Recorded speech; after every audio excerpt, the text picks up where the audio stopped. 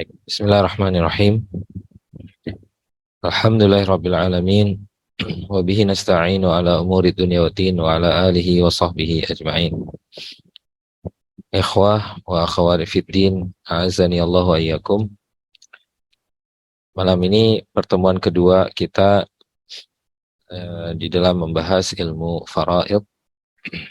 Pada pertemuan yang lalu kita sudah membahas beberapa ayat dan hadis Nabi SAW yang menjadi sumber ilmu ini, yaitu ayat-ayat yang terdapat di dalam surat An-Nisa, baik dari ayat 11, ayat 12, sampai ayat terakhir, yaitu ayat 176.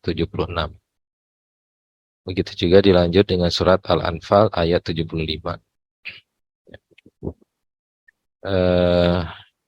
Kemudian ada beberapa hadis Nabi SAW yang secara lengkapnya bisa ikhwah sekalian pelajari, ulangi lagi. Itu dimulai dari halaman 12 di bukunya sampai halaman 18. Nah, kita lanjutkan materi malam ini ikhwah sekalian, yaitu tentang hak-hak yang berkaitan dengan tarikah.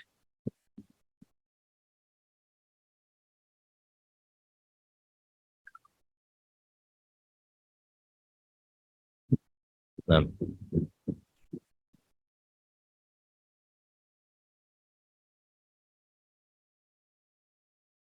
baik. Hak-hak yang terkait dengan tarikah. Ikhwah, kalau buka bukunya itu di halaman 19. Baik. Pembahasan ini, ikhwah sekalian, ini pembahasan yang sudah mulai masuk kepada inti daripada ilmu faraid. Jadi si mayit yang meninggalkan harta, harta tersebut harta tersebut belum murni menjadi miliknya ahli waris. Harta yang ditinggalkan oleh si mayit bukan sepenuhnya itu langsung bisa menjadi miliknya ahli warisnya, melainkan harus ditunaikan dulu hak-hak yang terkait dengan harta tersebut. Apakah ada utangnya atau tidak, apakah ada wasiatnya atau tidak. Setelah itu semua ditunaikan, baru harta tersebut yang sisanya itu sudah dikatakan menjadi harta murni si mayit yang baru bisa dibagikan kepada setiap ahli warisnya. Jadi tarikah adalah harta murni milik si mayit, tidak tercampur dengan harta orang lain, baik dalam bentuk hutang, pinjaman, atau kepemilikan bersama. Nah, jadi tidak tercampur dengan harta orang lain, walaupun itu istri, ataupun anak. Nah, misalnya seorang suami buat rumah gitu dan rumah itu dibantu oleh istri dengan duit si istri, maka diperkirakan kira-kira berapa? 50%, 50%, 50% harta suami, 50% harta istri, atau 70%, 30%. Nah, maka ketika suami meninggal, yang bagian istri diperkirakan 30%, maka 30% disisihkan, diberikan itu punya istri. Berarti yang dibagikan dari rumah itu adalah yang sisanya 70%. Nah, seperti itu. Dan ini bukan gonogini karena di dalam Islam itu nggak ada gonogini, nggak ada istilah gonogini. Nah, kapan ada haknya istri? Jika memang itu adalah harta milik dia, harta milik murni dari dia. Adapun si istri itu tidak berpenghasilan, tidak memiliki penghasilan, tidak memiliki harta, dia cuma mengurus rumah tangga, maka suami yang berikan nafkah kepada dia, kepada keluarganya, maka ini istri hanya mendapatkan 1/8, bukan seperti hukum negara dibagi 2 dulu. Walaupun si istri nggak punya harta sama sekali, nggak punya penghasilan, nggak punya harta bawaan, ya itu harta itu dibagi dua menurut hukum negara. Baru setelah itu si istri dapat lagi 1/8. Nah, jadi dipahami ya ikhwah. Jadi tidak ada gonogini dalam Islam. Nah, baik. Tarikah adalah harta murni milik si mayit. Tidak tercampur dengan harta orang lain. Baik dalam bentuk hutang, pinjaman, atau kepemilikan bersama. Harta peninggalan mayit belum bisa dibagi hingga ditunaikan semua tanggungan atau hak-hak yang terkait dengan harta tersebut. Nah, jadi nggak bisa langsung dibagikan, melainkan harus diselesaikan dulu apa saja yang terkait dengan harta itu. Ya, baik itu hutang atau wasiat, sehingga benar-benar harta tersebut adalah murni milik mayit. Allah Subhanahu wa taala berfirman, ya, mim ba'di wasiyatin yusina biha audain. Ya, pembagian-pembagian tersebut di atas yang sudah Allah SWT jelaskan, ya, anak laki-laki mendapatkan 2 bagian anak perempuan, ya. Itu semua dibagikan kapan? Sesudah dipenuhi wasiat si mayit yang dia buat atau sesudah dibayar hutang-hutangnya. Nah, ini yang Allah Subhanahu wa taala jelaskan.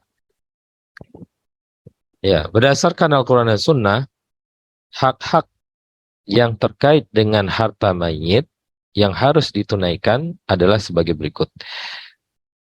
Ini harus ditunaikan secara berurut, tidak boleh diacak. Ya. Apa yang pertama sekali yang harus ditunaikan oleh ahli warisnya dari harta si mayit, yaitu biaya pengurusan jenazah. Ya, biaya pengurusan jenazah.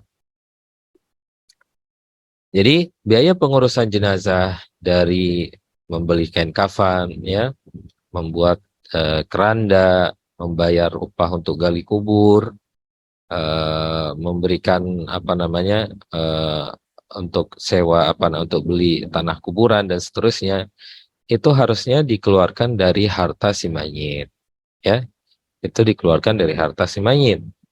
Nah, bahkan sampai kalau harta si mayit itu tidak cukup untuk keperluan jenazahnya, maka ahli waris yang mengeluarkannya. Kalaupun ahli waris tidak punya, maka dikembalikan kepada Baitul Mal. Seperti itu, ikhwah. Ini yang pertama sekali, ya, biaya pengurusan jenazah. Apalagi di sebagian tempat, ya, biaya pengurusan jenazah ini sangat mahal sekali. Maka tentunya ahli waris yang bertanggung jawab dalam hal ini.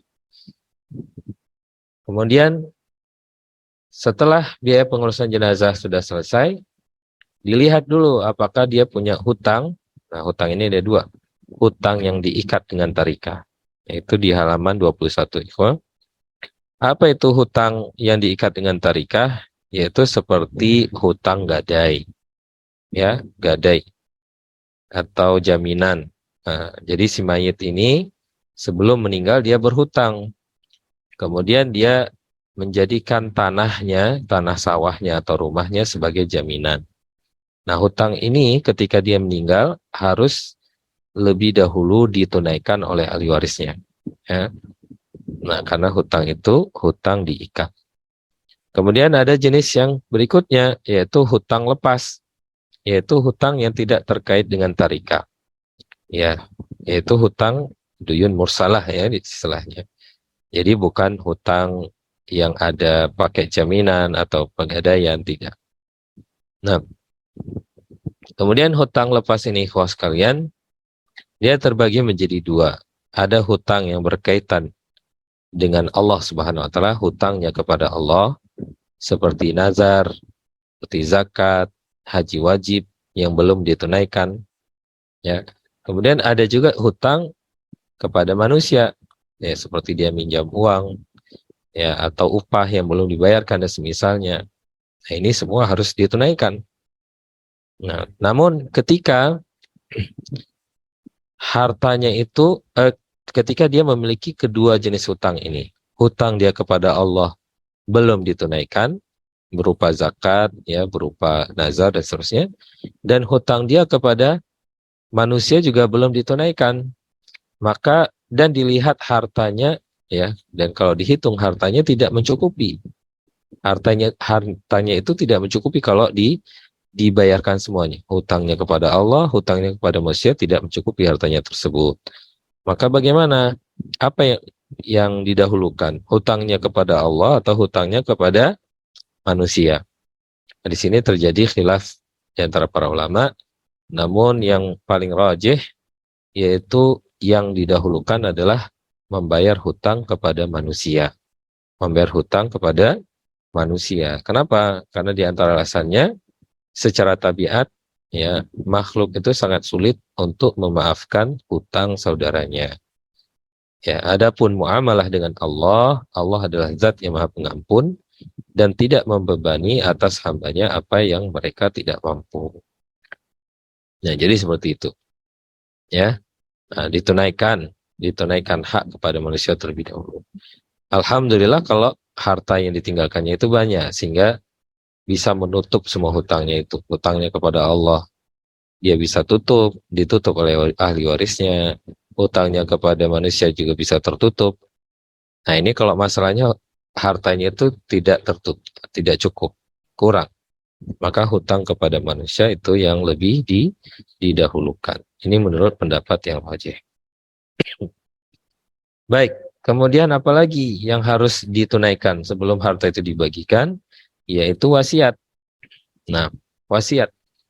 Misalnya dia sebelum meninggal mewasiatkan, ya, hartaku ini untuk si fulan. Ya, untuk si fulan. Hartaku ini, mobilku ini untuk si fulan, rumahku untuk si fulan. Nah, maka harus ditunaikan. Tapi wasiat di sini nanti ada syarat-syaratnya. Bagaimana wasiat yang apabila wasiat itu terpenuhi syarat-syaratnya, maka wasiat itu harus ditunaikan, ya, oleh ahli waris. Kalau tidak terpenuhi, maka wasiat itu tidak perlu ditunaikan. Kemudian tarikah. Nah, baru yang terakhir tarikah. Ya, jika ada sisa dari itu semua, itulah tarikah. Itu harta murni si mayit yang dibagi-bagikan. Kalau tidak cukup, ya berarti ya sudah, ya, berarti tidak ada tarikah karena sudah dikeluarkan untuk apa namanya, untuk hak-hak yang perlu ditunaikan sebelum dibagikan harta warisan tersebut. Nah, jadi urutan ini harus tertib, harus berurut, ya, tidak boleh diacak, harus berurut sesuai urutannya, ya, 1 sampai 5. Nah, baik. Nah, kita lihat wasiat mayit wajib dilaksanakan apabila terpenuhi syarat-syaratnya sebagai berikut. Wasiat mayit harus dilaksanakan kalau terpenuhi beberapa syaratnya. Apa yang pertama? Wasiat tersebut adalah bentuk ketaatan kepada Allah Subhanahu wa taala, bukan wasiat kemaksiatan. Ya. Dia misalnya kalau saya meninggal, saya wakafkan atau saya berikan tanah ini untuk masjid, atau saya berikan rumah ini untuk pondok pesantren dan seterusnya. Ya, ini wasiat dalam bentuk ketaatan kepada Allah Subhanahu wa taala. Ya, ini syarat yang pertama. Adapun kalau wasiat itu mengandung unsur kemaksiatan, maka wasiat itu tidak boleh dilaksanakan, tidak boleh ditunaikan oleh ahli warisnya. Kemudian nilai wasiat tidak melebihi sepertiga dari harta mayit setelah dikeluarkan untuk pengurusan jenazah dan pelunasan hutang-hutang. Ya. Apabila nilai wasiat melebihi dari sepertiga, maka yang ditunaikan hanya sebatas sepertiga. Ya. Karena kenapa demikian? Karena ahli waris tentulah yang lebih diprioritaskan. Orang yang ada hubungan kekerabatan dengan mayit itu lebih diprioritaskan untuk diberikan hartanya. Ya. Harta, ya, seperti harta, atau keputusannya diserahkan kepada ahli waris, ya. Ini apabila apa? Apabila nilai wasiat melebihi dari sepertiga, maka yang ditunaikan hanya sebatas sepertiga harta, atau keputusannya diserahkan kepada ahli waris. Apakah mereka ridho mengeluarkan wasiat lebih dari sepertiga harta atau tidak? Kalau mereka ridho, boleh ditunaikan walaupun lebih dari sepertiga. Ya. Dengan syarat semua ahli waris itu ridho. Kalau ada satu saja tidak ridho, tidak boleh. Ya. Nah, kemudian syarat yang ketiga, wasiat tidak boleh ditujukan kepada salah satu ahli waris yang mendapatkan warisan. Karena Rasulullah SAW melarang hal tersebut. Ya, ini bisa dilihat dalilnya di ayat 24. Innallaha qad a'ta kulla dhi haqqin haqqah fala wasiyata liwaris. Sesungguhnya Allah telah memberikan kepada masing-masing ahli waris hak-hak mereka, maka tidak ada wasiat untuk ahli waris. Ya, karena ini untuk menghindari kecemburuan, menghindari kecemburuan. Ya, misalnya ada anak 3 gitu, ada anak laki-laki 3. Ya, mereka sudah dapat jatahnya, tapi ada wasiat dari orang tuanya lagi, bagi anakku si fulan dapat lagi dia. Nah, maka 2 anak yang lain akan timbul rasa cemburu, dan ini akan menimbulkan perpecahan, permusuhan. Maka di situ Rasulullah SAW tidak membolehkan, tidak tidak membolehkan memberikan wasiat itu kepada ahli waris. Jadi ahli waris ini untuk siapa? Untuk yang bukan ahli waris. Ya, misalnya dari kalangan kerabat. Misalnya kerabat kita siapa? Orang terdekat kita, tapi dia bukan ahli waris. Nanti kita akan tahu itu siapa saja ahli waris kita. Dan contohnya, kerabat paling dekat kita, tapi bukan ahli waris. Cucu perempuan. Cucu laki-laki atau cucu perempuan dari anak perempuan. Ya, cucu dari anak perempuan. Dia bukan ahli waris kita. Ya. Cucu dari anak laki-laki ahli waris. Cucu dari anak perempuan bukan ahli waris. Nah, maka untuk cucu anak perempuan, kalau kita memang mau dia mendapatkan harta peninggalan, ya caranya dengan diwasiatkan. Untuk cucuku anak perempuan, untuk cucu dari anak perempuanku sekian asal tidak melebihi sepertiga harta. Nah, kemudian kakek, ayahnya ibu kita itu juga bukan ahli waris. Ya, sedekat apapun kita dengan kakek, itu ayahnya ibu kita, kakek itu juga bukan ahli waris. Ya, jadi bagaimana caranya biar kakek itu kalau kita meninggal dia mendapatkan warisan? Ya dengan cara wasiat. Nah, baik. Manfaat pembahasan hak-hak yang terkait dengan tarikah. Pembahasan ini sangat bermanfaat ketika harta yang ditinggalkan mayit terbatas dan tidak bisa memenuhi semua hak. Maka harta tersebut disalurkan untuk menunaikan hak-hak sesuai dengan pengurutan yang telah dipaparkan. Itu yang hak-hak yang terkait yang 5 tadi ya. Yang pertama biaya pengurusan jenazah. Kita harus tahu, jangan ahli waris itu kekeh. Pokoknya semua yang ditinggalkan oleh ayah saya, semuanya itu harta warisan. Tidak semuanya. Harus ditunaikan dulu apa yang menjadi hak orang lain. Hak si mayit itu sendiri, hak pengurusan jenazah, hutang, dan seterusnya. Nah,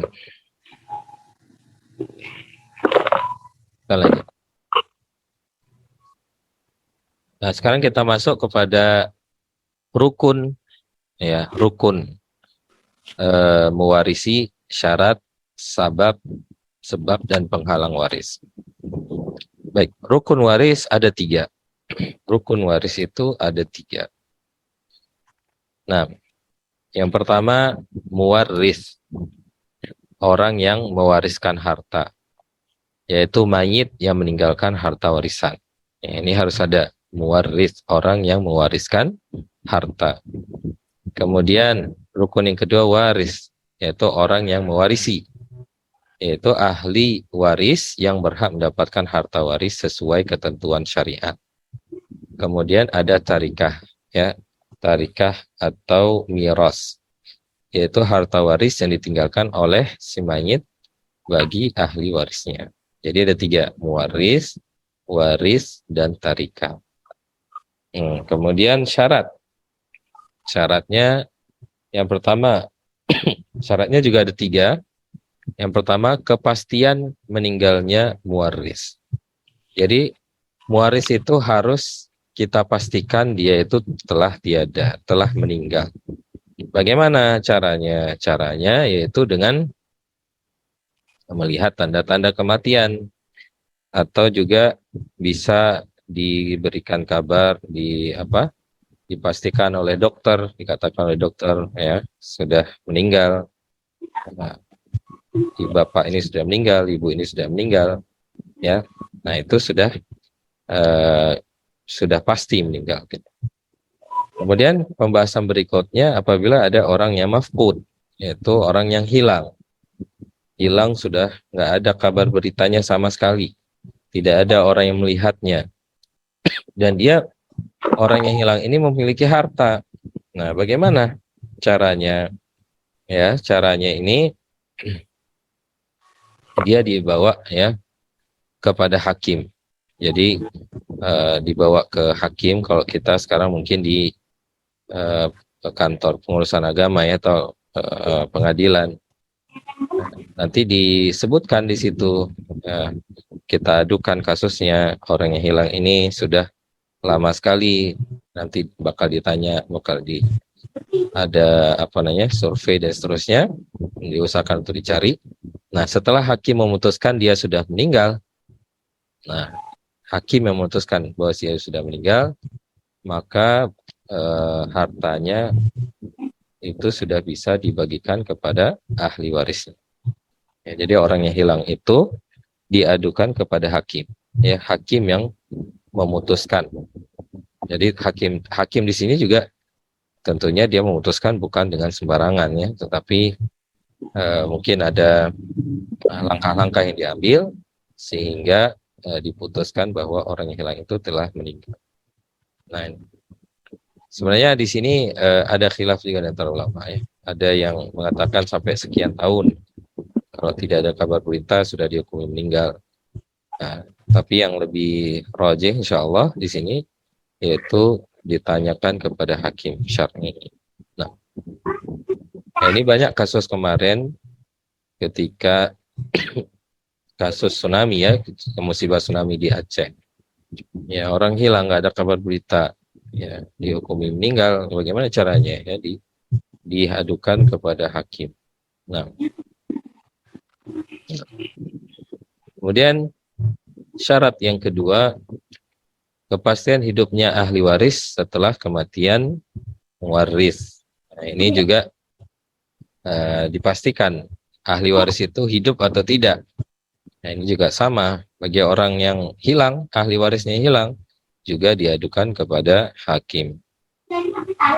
Ya, bahkan janin, ikhwas sekalian, janin itu digolongkan ke dalam jajaran ahli waris. Ya, janin yang belum dilahirkan itu dianggap ahli waris. Misalnya seorang lelaki meninggal, istrinya hamil, maka anak yang di dalam kandungan itu juga mendapatkan jatah warisan. Cuma nanti diasumsikan anak itu apakah laki-laki ataukah perempuan, itu ada cara perhitungannya tersendiri nanti. Jadi nggak perlu tunggu sampai anak itu melahirkan sampai berbulan-bulan baru dibagikan harta warisan, tidak. Ada cara menghitungnya nanti, yaitu bagian anak ini telah disisihkan, kemudian harta warisan yang lain tetap bisa langsung dibagikan. Ini menunjukkan bahwa harta warisan itu tidak boleh ditunda-tunda di dalam pembagiannya.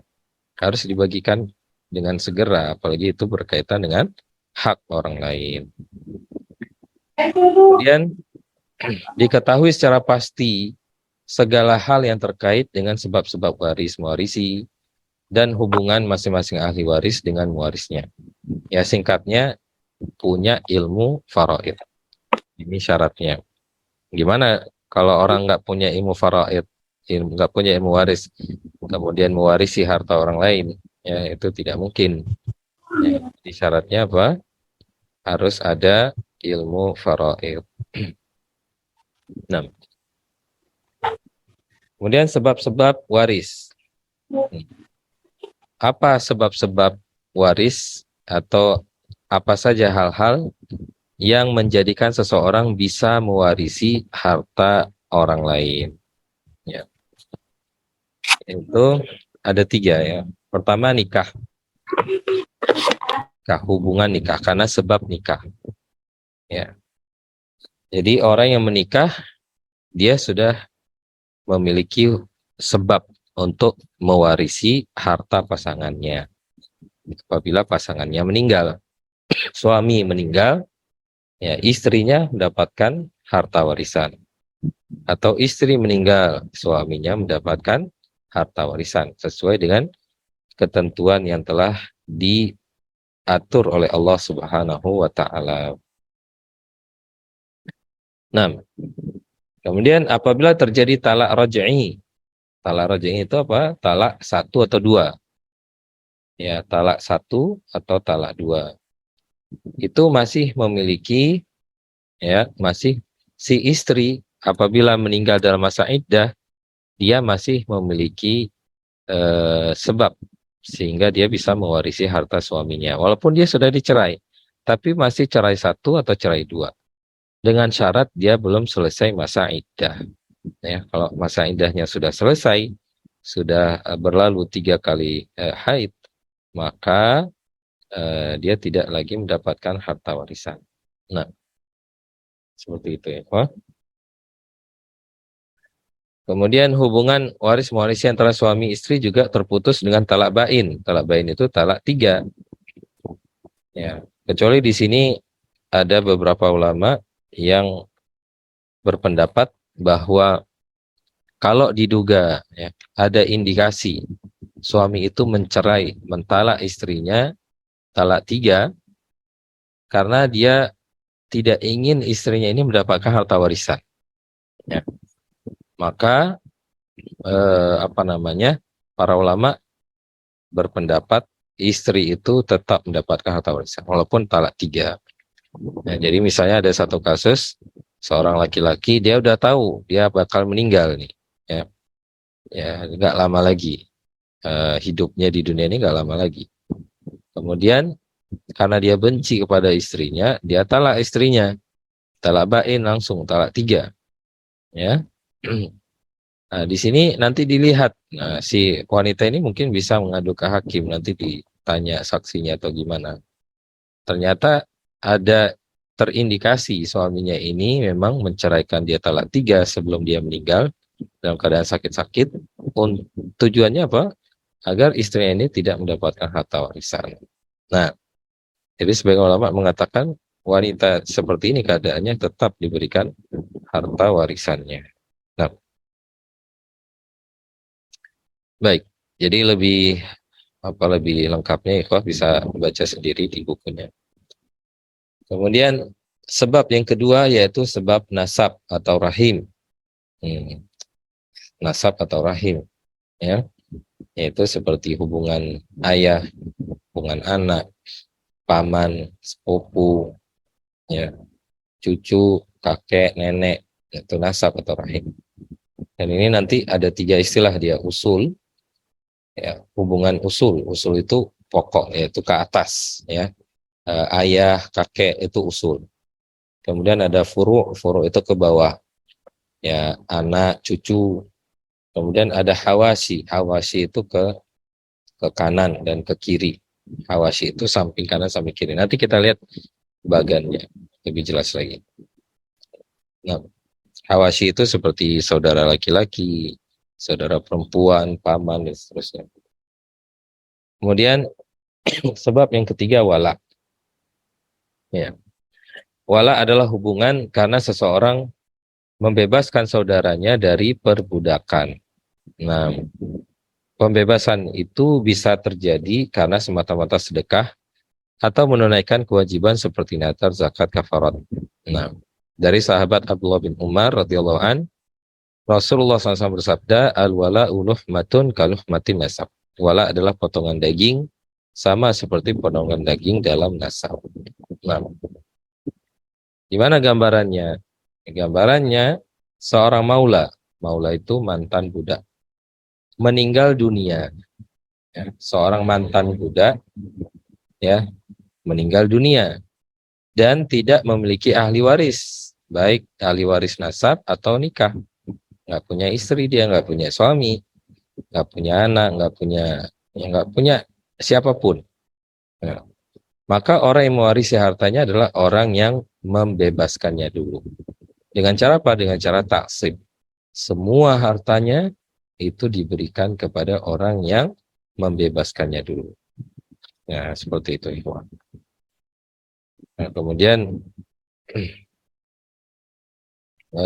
ada khilaf ulama ya masalah apakah bisa dua arah. Maksudnya dua arah bagaimana?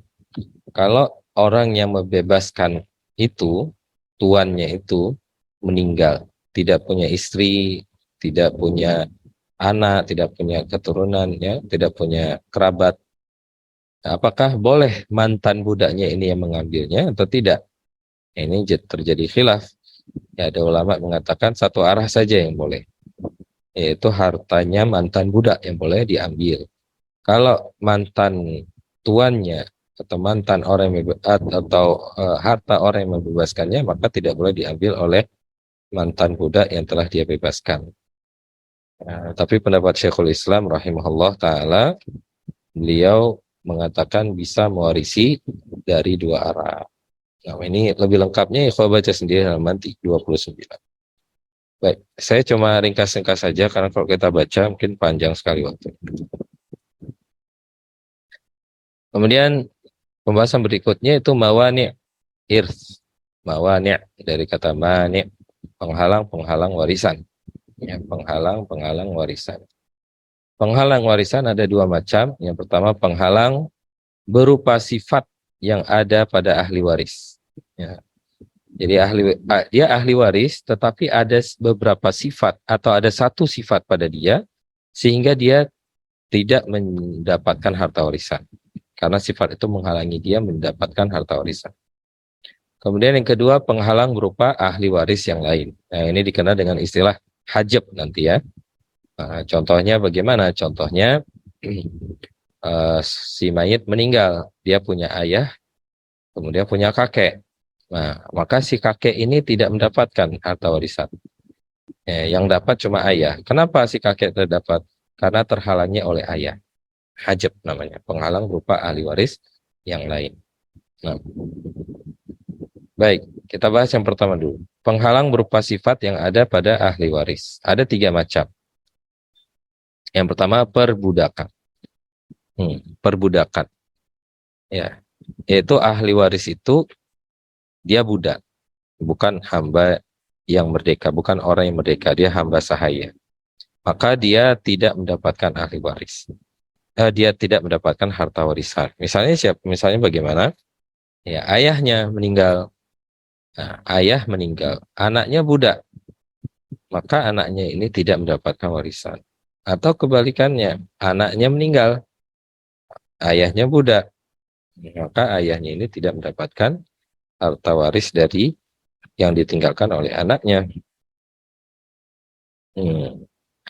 Ini berdasarkan sabda Nabi SAW, man ba'a abdan lahu malun, famaluhu lil ba'i illa ayyastarital mubta'.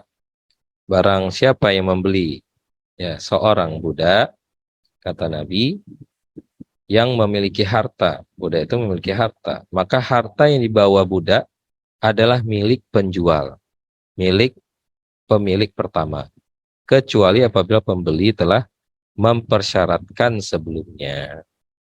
Intinya apa? Intinya si budak ini dia tidak memiliki harta. Hartanya itu milik tuannya. Nah, kalau dia mendapatkan harta warisan, maka sama saja harta warisan itu tidak bisa dia miliki. Akan tapi akan lari kepada si tuannya. Karena itu, budak itu perbudakan itu adalah sifat yang menghalangi seorang budak untuk mendapatkan harta warisan. Baik, sifat yang kedua, pembunuhan. Ya, ahli waris. Ya, dia ahli waris tapi dia yang membunuh mewarisnya, maka dia tidak mendapatkan harta warisan. Ya. Nabi SAW bersabda, "Laisa lil qatili minal mirasi syai'un." Ya. Tidak ada bagi pembunuh sedikit pun dari warisan. Ya, misalnya na'udzubillah, anak membunuh orang tuanya, ayahnya. Ya, maka si anak yang pembunuh ini dia tidak mendapatkan harta warisan. Ya, atau ponakan membunuh bibinya, membunuh pamannya. Walaupun tujuannya adalah agar dia mendapatkan warisan, namun itu tidak akan diberikan. Nah, namun apakah di sana ada pengecualian? Bunuhnya di sini karena dengan bunuh yang hak, ya disebutkan di sini. Contohnya seorang algojo, eksekutor, yang kalau di Saudi yang menebas leher, ya dia menebas leher pewarisnya, mewarisnya. Misalnya seorang anak, dia pekerjaannya adalah algojo, ya, menebas leher orang-orang yang sudah patut mati. Ya, kemudian orang tuanya sendiri ternyata ya adalah orang yang sudah dijatuhi hukuman mati. Nah, anak ini dia membunuh orang tuanya, Ya, tapi pembunuhan di sini adalah pembunuhan dengan al-haq, ya, pembunuhan yang dibenarkan. Maka si anak ini apakah mendapatkan warisan atau tidak? Ya, menurut pendapat yang kuat, rajih, berarti ini mengisyaratkan bahwa di sana ada perbedaan pendapatnya. Namun pendapat yang kuat, si anak ini tetap mendapatkan harta warisan. Tetap mendapatkan harta warisan walaupun ya orang tuanya dia bunuh dengan tangannya sendiri. Namun pembunuhan di sini pembunuhan dengan al-haq, pembunuhan yang dibenarkan. Lalu pembunuhan bagaimana yang tidak mendapatkan harta warisan? Yaitu pembunuhan bi ghairil haq, bukan pembunuhan yang dibenarkan. Ya. Ya, walaupun pembunuhan itu seperti pembunuhan sengaja atau syibhul amad, semi sengaja atau pembunuhan tidak sengaja. Nah, ini semua bi ghairil haq, ini anak tersebut atau kerabat tersebut atau ahli waris tersebut tidak mendapatkan harta warisan. Pembunuhan tidak sengaja, dia bawa motor tiba-tiba ya dia menabrak orang tuanya misalnya, na'udzubillah, atau menabrak anaknya, ya, meninggal. Ya, kemudian dia tidak mendapatkan harta warisan. Itu pembunuhan yang disebabkan kekeliruan. Nah, kemudian penghalang berupa sifat yang ketiga yang menghalangi seorang untuk mendapatkan warisan, yaitu perbedaan agama. Berbeda agama. Nabi SAW bersabda, la yarithul muslimul kafira walal kafirul muslim. Ya, tidaklah seorang muslim mewarisi harta seorang kafir, dan tidak pula seorang kafir mewarisi harta seorang muslim. Ya, kalau yang meninggal itu kafir, maka anaknya yang muslim tidak boleh mewarisi. Atau kebalikan dari itu, yang meninggal itu muslim, maka kalau ada ahli waris yang tidak beragama Islam juga tidak boleh mewarisi hartanya. Nah, walaupun sangat kaya raya, walaupun duitnya sangat banyak, hartanya sangat banyak, tidak boleh. Nah, baik. Kemudian penghalang yang kedua berupa ahli waris yang lain.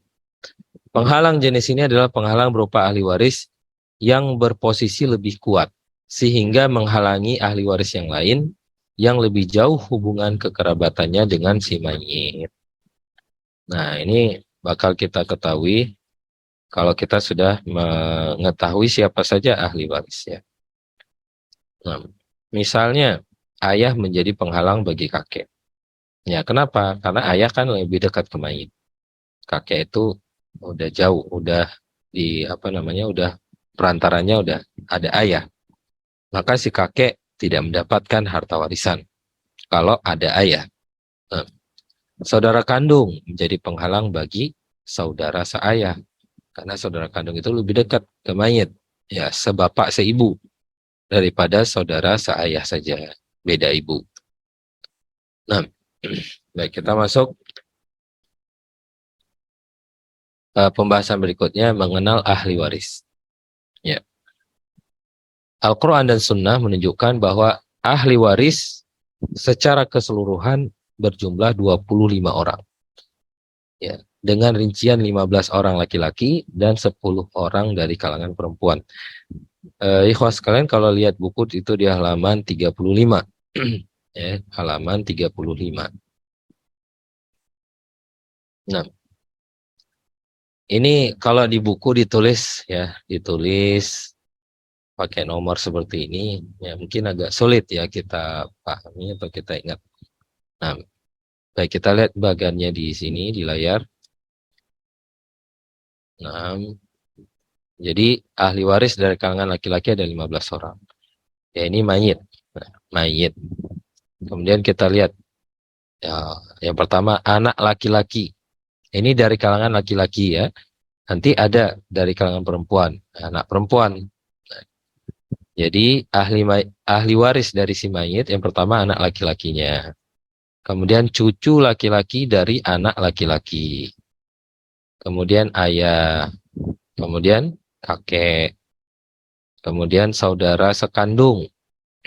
Nah, ini yang di atas, yang ke bawah ini disebut dengan furu', ya, turunan dia. Yang ke atas ini disebut dengan usul, ya, usul, asal usulnya. Ya. Kemudian yang samping ini disebut dengan hawashi, pinggir-pinggirnya. Ini saudara sekandung. Ya, kemudian ada saudara seayah, ada saudara seibu. Nah, saudara seibu. Anak laki-laki saudara sekandung, anak laki-laki saudara seayah. Anak laki-laki saudara seibu tidak. Dia bukan termasuk ahli waris. Nah, kemudian paman sekandung. Ya, paman sekandung itu saudara laki-laki ayah sekandung. Ya, saudara kandung saudara laki-laki sekandung dengan ayah. Mana? Saudara kandungnya ayah. Itu paman sekandung, saudara kandungnya ayah. Nah, ada paman seayah, saudara seayah, saudara ayah seayah. Beda ibu, ya, beda nenek. Nanti nggak ada itu ya, paman seibu nggak ada. Paman seayah sampai di situ. Kemudian anak laki-laki dari paman sekandung, ponakan, ponakannya mayit, ya, bukan ponakan, sepupu ya, sepupunya si mayit. Kalau ke kiri ini ya, kalau ke sini ini ponakannya, ini sepupunya, tapi anak laki-laki. Anak laki-laki dari paman sekandung. Kemudian siapa? Kemudian suami. Terus mu'tik. Mu'tik itu orang yang membebaskan tadi. Yang ya membebaskan ya. Membebaskan budak. Ya, kalau si mayit ini budak. Ya, mantan budak dia. Maka ada mu'tik di sini. Mu'tik. Baik, ada berapa ini? Semuanya ada 15 orang. Nah, bagan ini diingat ya, wah. Mungkin saya rasa ini lebih mudah untuk kita ingat daripada yang di buku ya. Di buku itu dijabarkan seperti itu aja. Nah, jadi kalau kita lihat mana yang lebih dekat ke mayit, itu yang pertama anak laki-lakinya ke bawah. Furu itu lebih kuat daripada usul. Gitu ya. Jadi urutannya bunuwah itu yang terkuat. Pertama bunuwah, kemudian ubuwah, ukhuwah, dan umumah. Nah, itu. Jadi yang paling dekat ke mayit anaknya dulu, kemudian ayah kakeknya. Kemudian urutan berikutnya saudara-saudaranya. Berikutnya paman-pamannya. Gitu ya. Bunuwah, ubuwah, ukhuwah, umumah. Nah ini kita perlu tahu urutan kedekatan ini. Karena nanti tidak semua ahli waris ini dapat ini. Karena satunya akan menghalangi yang lainnya. Yang paling dekat kekerabatannya akan menghalangi yang jauh. Contohnya si mayit meninggal. Nah, dia punya saudara kandung, punya paman sekandung. Ya, ini kiri kanan dia ada. Mana yang diberikan? Saudara kandungnya, bukan paman kandung. Jadi harus tahu ini urutannya yang lebih kuat mana. Sekali lagi bunuwah, ubuwah, ukhuwah, sama umumah. Nah, seperti itu ikhwan. Nah, mungkin bisa di capture atau di apa nanti atau dihafalkan.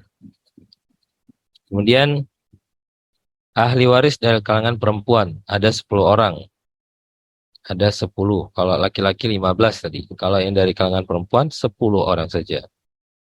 Siapa? Yang pertama anak perempuan. Nah, itu ahli warisnya si mayit. Kemudian cucu perempuan dari anak laki-laki. Ini perlu diingat. Cucu perempuan dari anak laki-laki. Hanya dari anak laki-laki. Kalau ada anak perempuan, cucu laki-laki dari anak perempuan, ya dia bukan ahli waris. Kemudian ibu. Nah, kemudian nenek dari pihak ibu. Nenek dari pihak ayah. Dua nenek ini dapat. Ya. Kemudian saudari sekandung. Saudari seayah. Saudari seibu. Istri mu'tiqah. Nggak ada bibi. Ya, nggak ada anak saudari sekandung. Anak saudari seayah nggak ada. Nah, karena dia ada kaidahnya ya sekalian, bahwasanya kerabat ya kerabat yang yang diperantarai oleh wanita, maka kerabat itu tidak mendapatkan harta warisan. Maka kerabat itu bukan ahli waris. Ya. Nah, contohnya di sini ya, cucu laki-laki dari anak perempuan. Dia bukan ahli waris. Kenapa? Karena dari anak perempuan. Nah, jadi setiap kerabat yang diperantarai oleh perempuan, maka dia bukan ahli waris. Makanya di sini saudari kandung, sekandung. Dia punya anak laki-laki. Anak laki-laki ini dapat atau tidak? Tidak, karena dia diperantarai oleh perempuan. Beda halnya dengan yang tadi ya. Kalau yang tadi, nah ini saudara sekandung, anaknya dapat. Karena yang menjadi perantara ini bukan perempuan. Nah, seperti itu.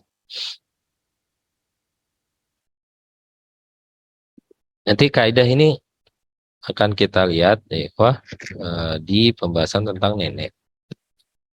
Nah, baik. Kemudian ada istri di sini, ada mu'tiqah. Mu'tiqah ya. Baik. Nah, ini pembahasan terakhir malam ini insyaallah. Siapakah nenek yang termasuk ahli waris? Ya, nenek yang termasuk ahli waris adalah semua nenek dari pihak ibu dan nenek dari pihak ayah. Terus ke atas. Selama dalam nasabnya tidak disandarkan kepada kerabat yang bukan ahli waris. Ya, jadi di sana ada istilah nanti jaddah sahihah, ada jaddah fasidah. Jaddah sahihah itu nenek yang mendapatkan warisan. Jaddah fasidah itu nenek yang tidak mendapatkan warisan. Nah, bagaimana kita tahu, oh nenek ini sahihah, mendapatkan warisan. Nenek itu fasidah, tidak mendapatkan warisan. Itu bagaimana caranya? Itu lihat halaman 39 sampai 40. Baik, kita kembali dulu ke layar sini. Setiap kerabat lelaki ini ada kaidah. Setiap kerabat lelaki yang diperantarai oleh kerabat wanita, maka dia bukan ahli waris. Ya. Kita lihat di sini. Ini saya pilih gambar yang saya anggap kayaknya lebih lebih mudah ya untuk kita pahami. Baik. Nih, perhatikan dulu ikhwah. Ini si Z yang meninggal, ini si Zaid. Nah, si Z ini punya dua orang tua, Hasan dan Hasaniyah. Nah, ke atas ini kan kakeknya si Z, kakek neneknya si Z. Ini juga kakek neneknya si Z dari pihak ibu. Nah, kita lihat di sini, mana yang dapat kakek nenek mana yang dapat, kakek nenek mana yang tidak dapat. Baik, Salim. Salim ini jad sahih, jaddun sahihun. Dia dapat ya Salim. Nah, dia termasuk ahli waris, bukan dapat. Dia termasuk ahli waris. Syaratnya dia dapat apa? Kalau si Hasan ini nggak ada. Tapi dia termasuk ahli waris. Salimah, jaddah sahihah. Ya. Kemudian Syakir, ini jad sahih. Ini ab. Ya. Ini ab. Ini ab. Salim ini abun ab. Ayahnya ayah. Salim ini ayahnya ayah si Zaid. Salim ini ayahnya ayah si Zaid. Nah, kemudian si Salim ini ada dua orang tua, Syakir sama Syakirah. Ini juga termasuk ahli waris. Sampai seterus ke atas kalau masih ada. Tapi sampai di sini saya kira sudah cukup ini. Jarang juga kalau hidup semua seperti ini. Nah, kemudian ya Salimah. Nah, ibu Hasan ini punya ibu Salimah. Dia dapat Salimah ini termasuk ahli waris. Ya, kemudian Salimah punya dua orang tua, Hani sama Haniyah. Haniyah. Oke, Hani di sini jaddun fasidun. Haniyah jaddun sahihun. Hani di sini kakek, dia tidak termasuk ahli waris. Sedangkan Haniyah termasuk ahli waris. Nah, gimana? Kenapa? Ya, sesuai kaidah tadi, ya. Setiap kerabat laki-laki, ya, atau setiap kerabat yang diperantarai oleh seorang wanita, ya, Salimah, maka dia tidak termasuk ahli waris. Gitu ya. Jadi Hani ini kan jadun fasidun, ayah dia dari Salimah. Jadi diperantarai oleh perempuan. Ini dia menjadi jadun fasidun. Kalau Haniyah dia bisa dia mendapatkan, dia termasuk ahli waris ya. Nah, seperti ini dia turun seperti ini. Kalau yang perempuan tidak apa-apa. Kalau yang laki-laki ya kalau diperantarai oleh perempuan dia nggak dapat. Ya, dia fasid. Nah, bagaimana kalau ada lagi Hani ini kan ada orang tuanya lagi. Ya, ini udah nggak dapat lagi. Otomatis ayah Hani sama sama ibu Hani ini bukan termasuk ahli waris karena dia sudah melalui yang fasid di sini. Nah, seperti itu ya, ikhwan. Ya. Syakirah kenapa jaddah sahihah? Karena dia tidak diperantarai oleh perempuan. Ya, afwan. Nah, kalau yang perempuan oke. Ini ya maksud saya Syakir, afwan. Syakir kenapa dia sahih? Karena dia tidak diperantarai oleh perempuan. Maka dia termasuk ahli waris. Syakir. Bagaimana Syakir ini bisa mewarisi? Syaratnya Salim sama Hasan ini nggak ada, meninggal duluan.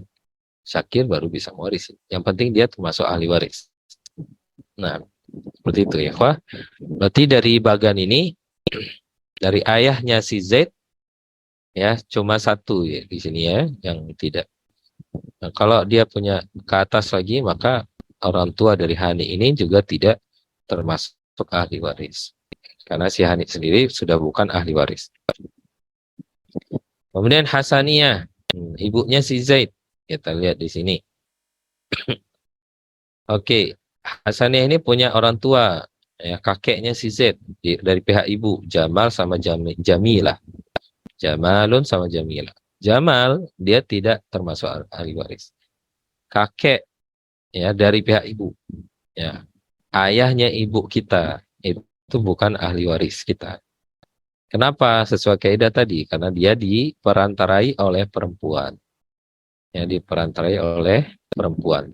Nah, karena dia jadi jaddun fasidun, maka kalau diuraikan ke atas, ya, ya udah otomatis, ya, karena Jamal ini punya orang tua, ya, Khalid, Khalidah ini sudah fasid semuanya, tidak dapat semuanya karena melalui Jamal yang fasid ini. Nah, nah ke sini, Jamilah dapat sahih, jaddah sahihah, ya, dia dapat. Kemudian Jamilah ini punya orang tua, Samir sama Samirah. Samir nggak dapat. Kenapa? Karena sesuai kaidah tadi, dia sudah diperantarai oleh perempuan, apalagi dua lagi perempuan, nggak dapat. Samirah dapat karena dia jalur ibu terus, ya. Jadi yang nggak dapat siapa? Nggak dapat itu kerabat laki-laki yang diperantarai oleh perempuan. Nah, kalau dia sudah jadi fasidah, maka otomatis di atasnya fasidah terus. Nah, seperti ini, wah. Nah, ini uraiannya. Al-jaddanil warisan. Ada dua kakek yang bisa mewarisi di sini, yaitu Salim. Salim sama Syakir. Salim sama Syakir. Yes, Hani tidak. Ya. Kemudian al-ajdad ghairul warisin. Kakek-kakek yang tidak mewarisi. Ada Jamal di sini, ada Hani di sini, ada Khalid, ada Samir. Nah, ini ikhwah bisa kita buat apa namanya, kita buat sendiri. Nah, coba kita tulis nama kita sendiri, kakek kita siapa.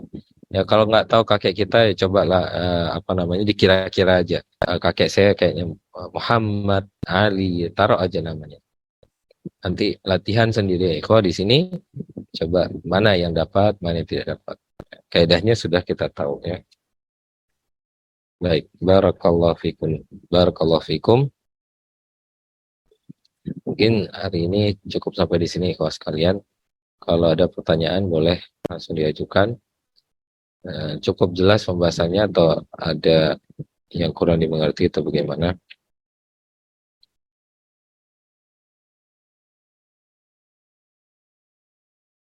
Nah, cukup jelas ya, insya Allah. Baik.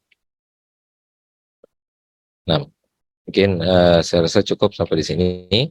Kajian kita pada malam hari ini kita tutup dengan doa kafaratul majelis. Subhanakallahumma bihamdika asyhadu an la ilaha illa anta astaghfiruka wa atubu ilaik. Assalamualaikum warahmatullahi wabarakatuh.